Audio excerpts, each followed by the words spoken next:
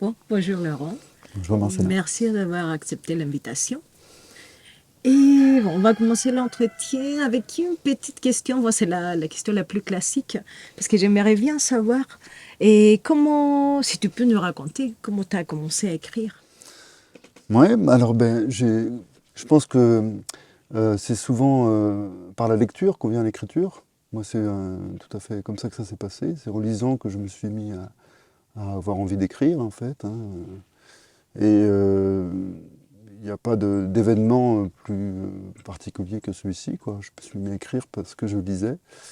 Et par contre, je pense qu'il y a toujours un rapport à l'enfance dans l'écriture de poésie. C'est-à-dire que, non pas qu'on cherche à retrouver le monde de l'enfance, mais c'est plutôt l'état d'enfance, comme si on était encore dans cette activité de l'enfant lorsqu'on écrit. Voilà. Et c'est à quel âge que tu as commencé? Ah, j'ai commencé assez tardivement, vers l'âge de 20 ans. Oui. Et tu as publié tout de suite ou tu attendu un Oui, moment pour montrer ouais. J'ai comment tu as publié fait? assez rapidement, vers l'âge de 26 ans, je crois, en 96. Ouais.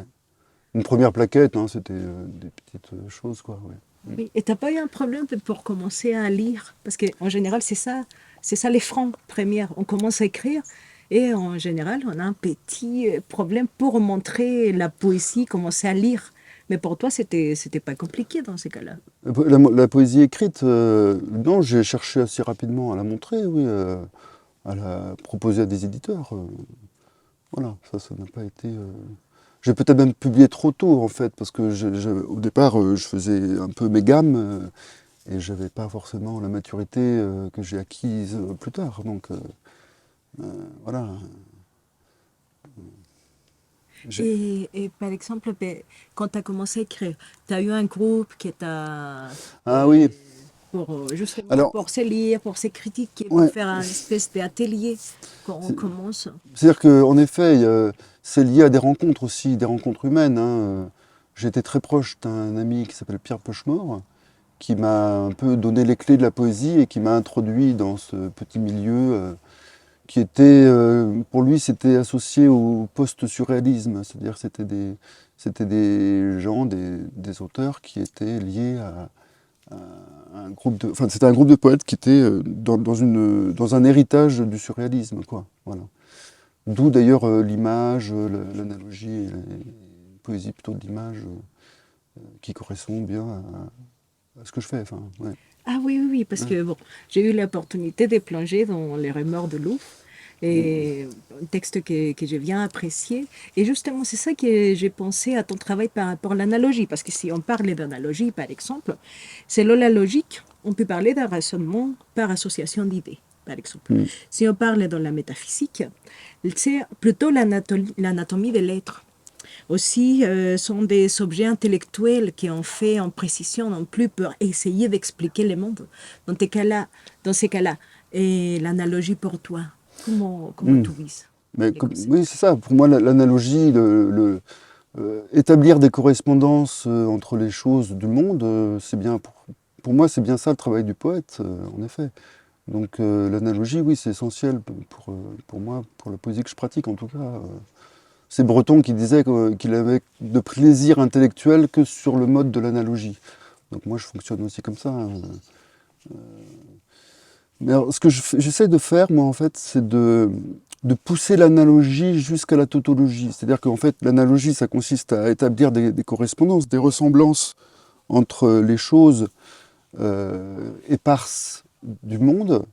Et moi, ce que j'essaye de faire, c'est en fait, de pousser jusqu'à la tautologie, c'est-à-dire de dire que la chose finit par se ressembler, par ressembler à elle-même. Tu vois. Donc c'est une sorte de-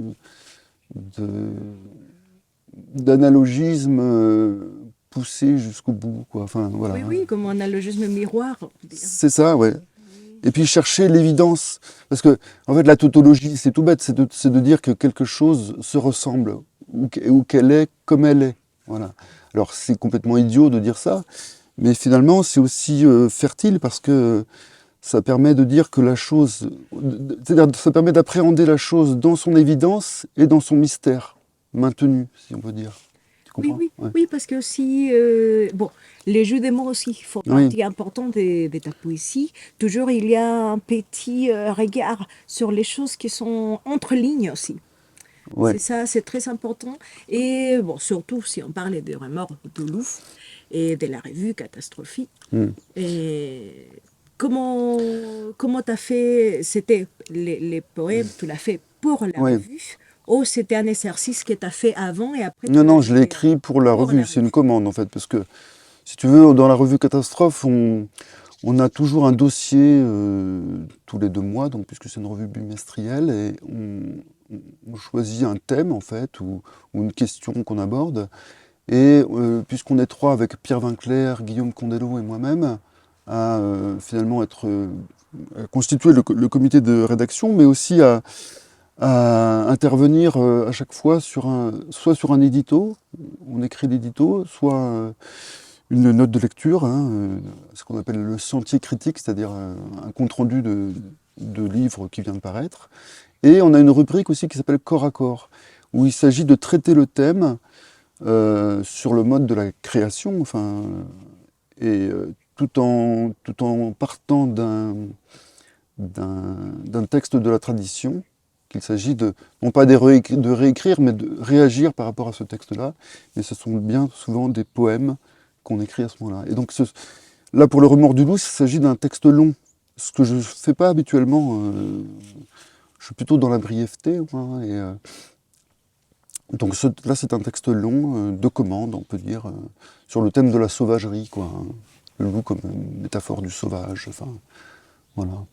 Ah, et c'est pour ça, quand tu parlais des corps à corps, c'est pour ça aussi que le texte commence avec Une l'épigraphe, citation une citation corps à de corps. Vigny, c'est ça, oui. Oui, Oui, que oui. justement, tu es avec les créateurs partout, en fait.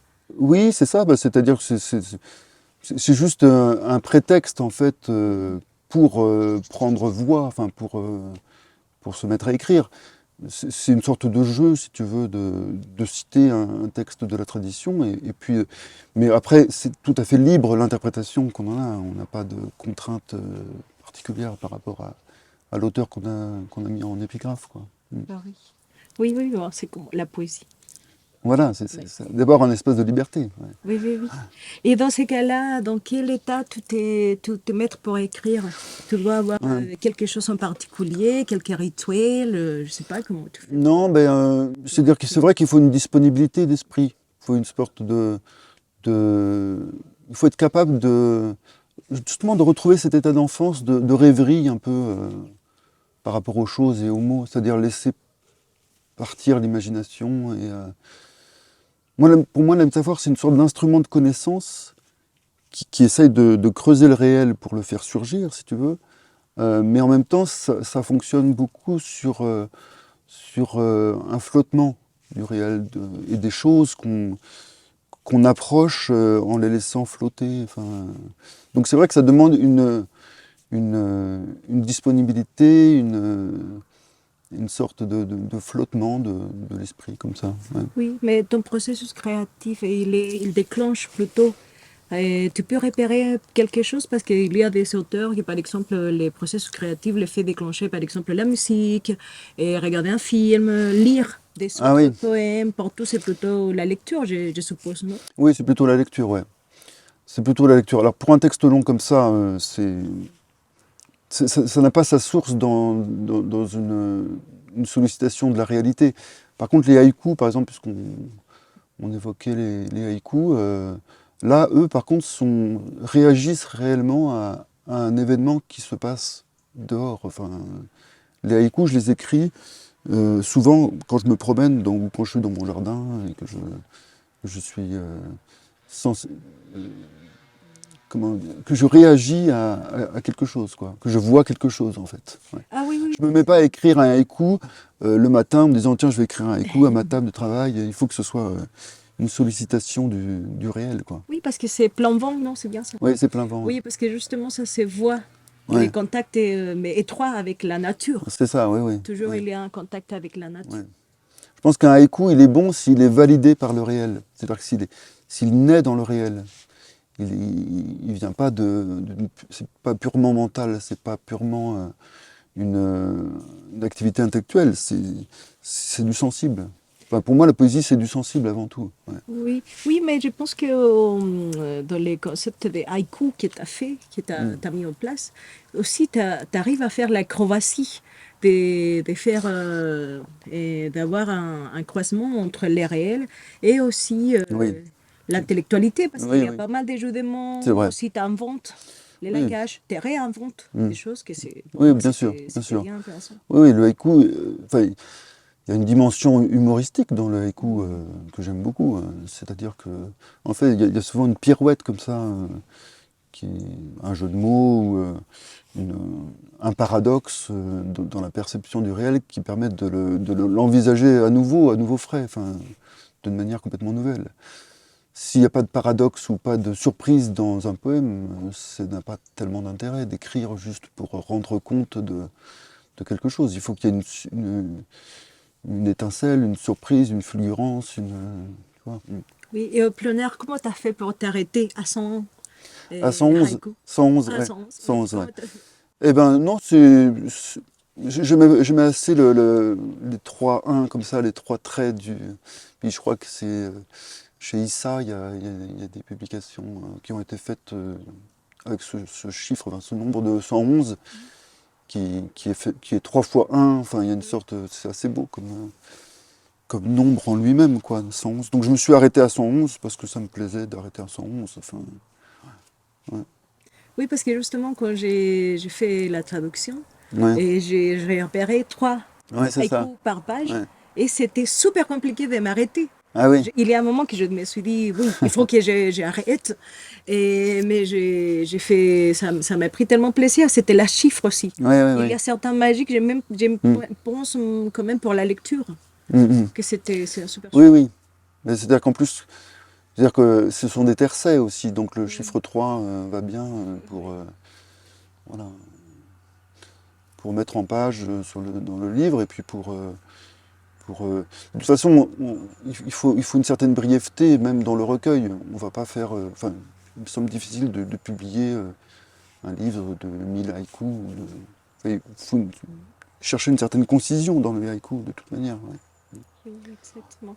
Et, bon, on va revenir au remords de Louvre, Mm. parce que ça sera la prochaine phase, on va faire la petite De la lecture. lecture, ouais. Et j'aimerais parler de remords de Louvre, parce qu'il y a un contrat, on peut dire, avec la nature, un engagement avec la nature. Ouais. Et c'est ça que tu montres.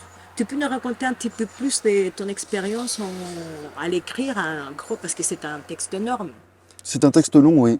C'est un texte long et alors je ne sais pas si le loup il est là comme une allégorie ou comme une. Il n'est pas forcément là pour autre chose que pour lui-même. C'est l'animal, il surgit dans sa beauté d'animal. Enfin, je veux dire. Donc il n'est pas là pour représenter autre chose que lui-même. C'est ça tout le plaisir de la poésie, c'est d'être dans une matérialité comme ça, des choses qui apparaissent. Enfin, donc c'est pas un discours, si tu veux, didactique que je propose en parlant du loup, même si évidemment il y a quelque chose, parce que c'est un être qui vient nous inquiéter, tu vois, quelque part. C'est quelque chose qui vient nous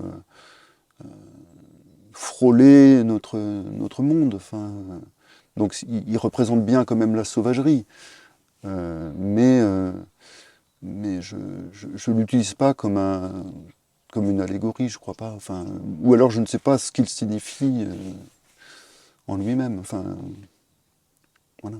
En Mm. tout cas aussi, j'ai regardé et j'ai vu, j'ai pu constater qu'il y a aussi une beauté extrême aussi dans le traitement des textes, même si c'est plan, on peut dire bon, les côtés sauvages aussi, c'est présent, mais parle aussi de notre sang, des nous, Ouais, l'essence d'être poète aussi. ouais, C'est ouais, ça ouais, aussi que oui, j'ai oui, ouais, ressenti. Je ouais, ne sais pas si tu es ouais. d'accord. Oui, peut-être, mais je ne suis pas sûr que le loup soit une métaphore du poète. Je le vois pas comme ça, moi. Ouais. Plutôt, c'est plutôt revivifier le réel. C'est-à-dire qu'ils viennent pour requalifier le monde. Donc, alors, en tout cas, ce ne sont pas des figures. Le loup n'est pas la figure du poète, mais le poète est capable de voir le monde, qui tout à coup est traversé par une force qui vient le requalifier, quoi. Ah, c'est plutôt la force et la violence. Ouais, peut-être aussi la violence, oui. Oui, la création aussi, déjà, il y a un côté de violence aussi Mm. quand on est sur la création. Oui, oui, oui, oui. Oui, oui, tout à fait, ouais. La violence peut être... ouais, il ne s'agit pas de moraliser, d'ailleurs. Enfin, on ne fait pas de morale quand on fait un poème. Il ne s'agit pas d'avoir un discours moralisateur. Donc la violence, on l'accueille comme une force qui existe, oui.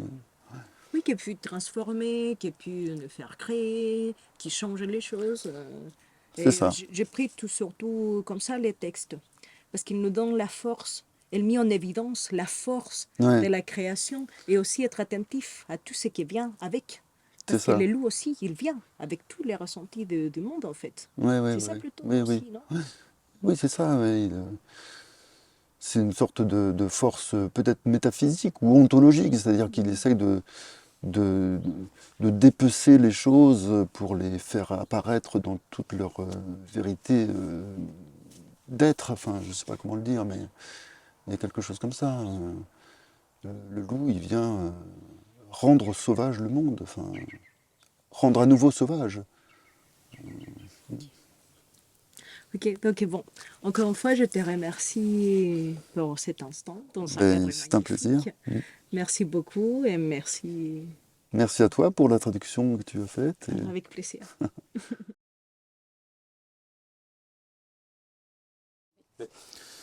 Que viennent les loups, qu'ils viennent en loups, en bandes furtives, en bandes brumes, en muettes meutes, qu'ils viennent comme le silence quand il est lourd et soyeux. Que viennent les loups, qu'ils soient comme la soie et le velours, aussi doux et déchirants que tout. Qu'ils viennent ululer comme des chouettes, que leurs cris boivent la lune, qu'ils viennent comme ils sont là, cachés et magnifiques, comme vêtus de leur disparition. Que leurs pas nombreux soient le feutre qui dessine leur absence. Qu'ils viennent et hurlent longuement pour qu'on ne les entende pas. Qu'ils hurlent pour qu'on fasse semblant de ne pas les entendre, qu'ils viennent comme la rumeur qu'ils seraient à nos portes, et qu'ils rôdent les loups comme rôdent les loups. Qu'ils viennent dans ce désir qu'ils viennent, qu'ils sont. Qu'ils viennent encore avec la terreur qui les fait venir. Qu'ils ne viennent pas réconciliés, mais comme la honte qui hante. Qu'ils arrivent éclairés de leur faim. Qu'ils glissent comme la soif au sein des rivières. Qu'ils martèlent le clou de leur venue et qu'ils nous traversent comme un vœu. Qu'ils entrent dans nos vues par effraction, subrepticement, tels des voleurs de nos vouloirs. Que chaque loup soit le laminoir de son regard, que chaque loup soit le pas de loup d'un plus grand loup, que les loups viennent comme des fourreaux de menaces et de salut, tels les fuseaux d'argent de l'indigence. Qu'ils nous arrivent dans leur grand luxe de maigreur, qu'ils viennent comme un appel, et comme un appel accompli comme appel, le long appel acharné qu'ils sont. Qu'ils viennent à la lisière des villes et même à la lisière des choses, qu'ils approchent les choses pour les frôler, d'un frisson venu des choses restées interdites. Que les loups soient parmi nous comme des symboles hagards et des reproches vivants, des êtres fabuleux, des entités dérisoires, qu'ils galopent dans nos réels et qu'ils nous étourdissent jusqu'à l'étourderie, comme des hordes de cordes frappant nos ouïes de vision, et qu'ils s'en aillent nous laissant la stupeur, qu'ils lâchent leur litanie sur nous, leur grand hallali de cygnes, qu'ils viennent et qu'ils repartent d'un même mouvement, comme un regret sur nos grèves, qu'ils soient là pour autre chose, pour cette autre chose présente dans la présence, et pour cette autre chose que l'absence, qu'ils viennent à la tombée des arbres, qu'ils viennent au couperet des heures, dans les ciseaux de la grisaille, qu'ils aient le tranchant de la douceur, qu'ils se déplacent comme la plaie dans le couteau, qu'ils viennent comme on se retire, qu'ils déferlent comme on tremble. Que la clarté trouble de la lune fasse vaciller les lames, que les loups viennent inquiéter nos tables, qu'ils renversent les choses en leurs choses, qu'ils viennent tout chambouler pour tout laisser plus intact qu'avant, plus neufs que jamais, plus avides que tout. Qu'ils soient comme des ombres à la gorge des ombres, qu'ils viennent pour verser un sang de merveille, pour souffler un vent de pareil, de non-pareil, afin que toute chose soit enfin semblable, enfin semblante, aiguisée à l'identique. Que les loups viennent pour réveiller les loups, qu'ils viennent par le train de l'échine, qu'ils prennent la voie du poil dressé, qu'ils se tiennent à la lisière et qu'ils fassent litière de la lisière de tout. Qu'ils viennent hurler doucement les choses de lèvres impossibles. Qu'ils soient comme une attente dans les choses, une attente qui attente aux choses, qui les atteigne comme du bon où ils se tiennent. Que les loups viennent, dans le regard des loups, dans le venir des loups. Luego el lobo lo soltó y dirigió su mirada sobre nosotros. Alfred de Vigny. Que vengan los lobos, que vengan como lobos, en jaurías furtivas, en blancos de niebla, en mudas manadas. Que vengan como el silencio, cuando es pesado y sedoso. Que vengan los lobos que sean, como la seda y el terciopelo, tan suaves y desgarradores como todo. Que vengan a ulular como lechuzas, que sus gritos beban la luna. Que vengan como están aquí, escondidos y magníficos, como vestidos con su propia desaparición, que sus muebles, huellas, sean el fieltro que dibuja su ausencia.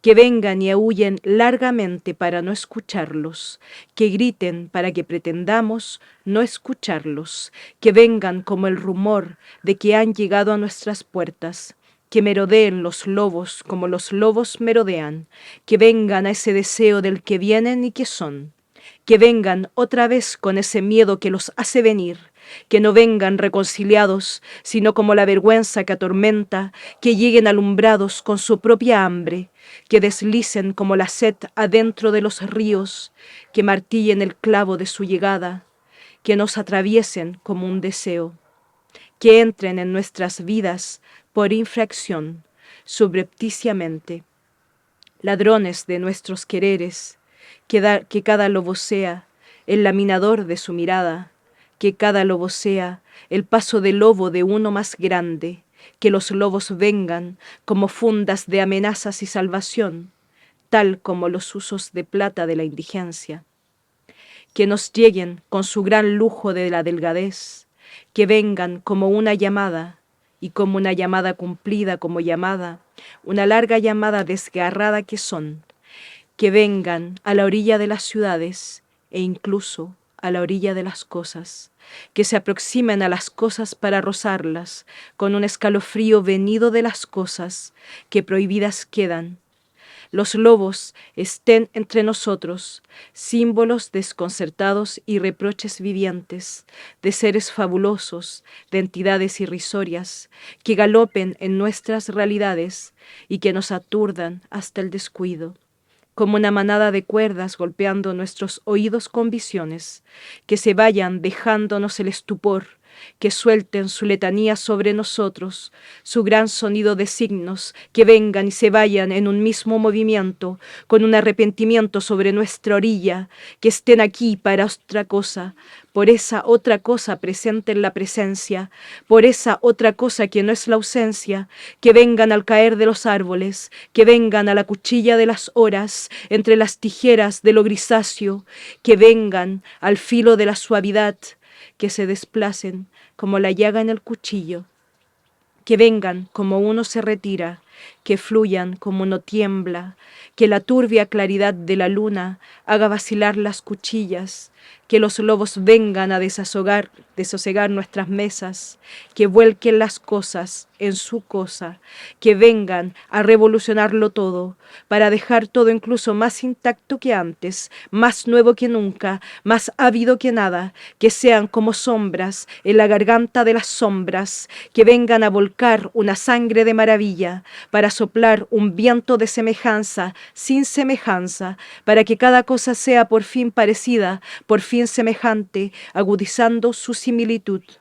Que los lobos vengan para despertar a los lobos, que vengan en el tren de la columna, que tomen la vía del pelo erguido, que se mantengan en la orilla, que hagan su lecho de la orilla de todo, que suavemente vengan a aullar sobre las cosas con labios imposibles, que sean como una espera las cosas, que una espera que atente contra las cosas, que las alcance como el salto donde se quedan, que los lobos vengan en la mirada de lobos, en la llegada de lobos.